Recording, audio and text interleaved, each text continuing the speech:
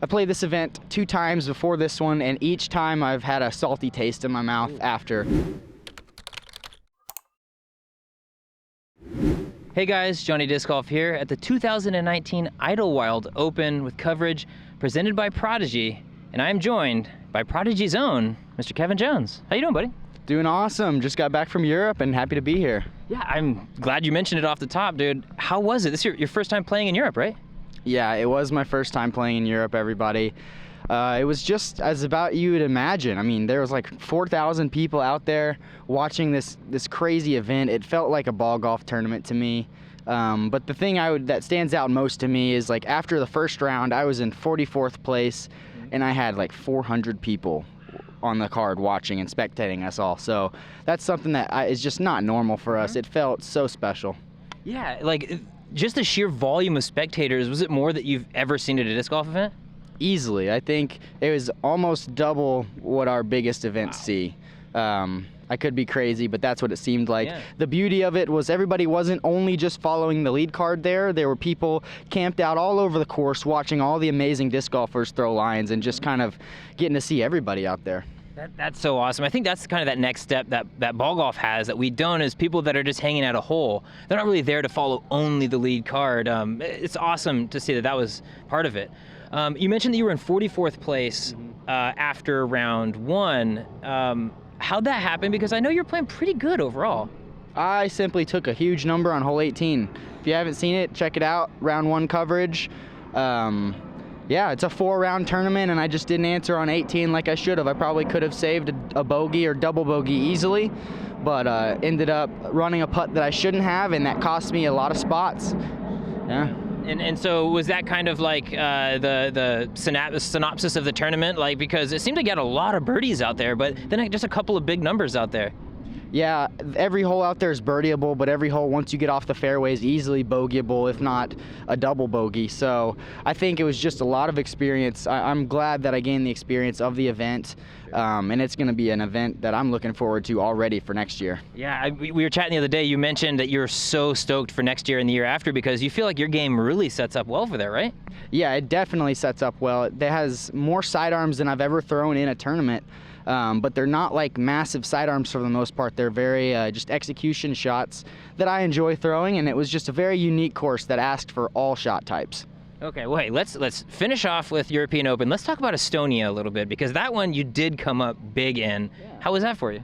Oh man, Estonia was so much fun. We played on a private piece of land called Korvama disc golf course. They had food at the clubhouse. They had discs for sale, and it was just an amazing piece of property. A very wooded course, nothing too super long, but extremely fun, and just kind of short shots to execute your birdies. But you can also get in trouble on that one and find yourself taking big numbers and not scoring like you would. Yeah, going into the final round, you were chasing quite a few to James, right? What was that like, being so far back and seeing some light at the end of the tunnel there?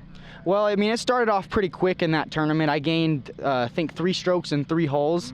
So it immediately kind of changed the playing field and really turned it into a ball game immediately. But it wasn't anything special. It's just I tried to birdie as many holes as I could and just give myself a chance. And sometimes it works, sometimes it doesn't.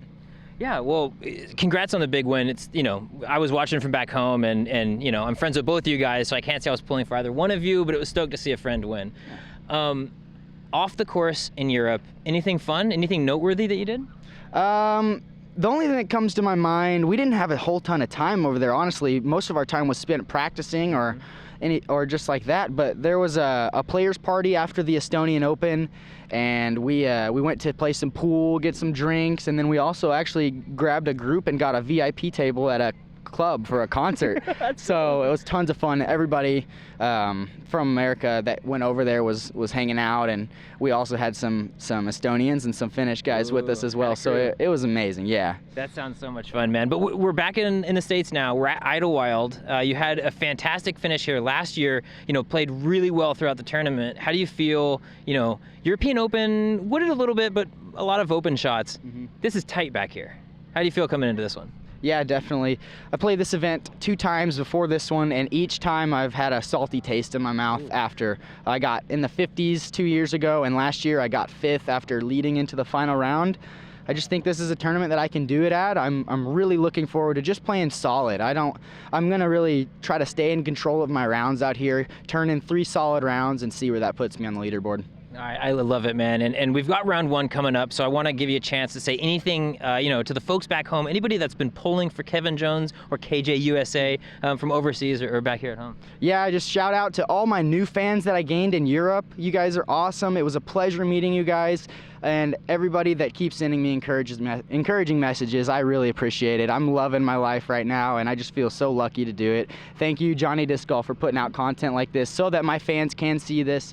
Turns out really well, and I'm very thankful for it. Absolutely, man. I appreciate your time, and I appreciate you always being down to do one of these. Helps me, helps you, helps everyone, I think. That's right. So I'll let you get back because I think there's legitimately like 2 minutes CET right now. Yeah. That's all for the interview right now. But guys, if you'd like coverage of all things disc golf, make sure to subscribe to my YouTube channel. Thanks so much for checking out that interview. I'd like to give a special shout out to Prodigy Disc and CC. You know who you are, buddy. And I'd like to give a shout out to all of you. The people make it possible for me to do this and the thing that I love. So thank you so much. And if you'd like to get involved, check out patreon.com/JohnnyDiscGolf. Thanks.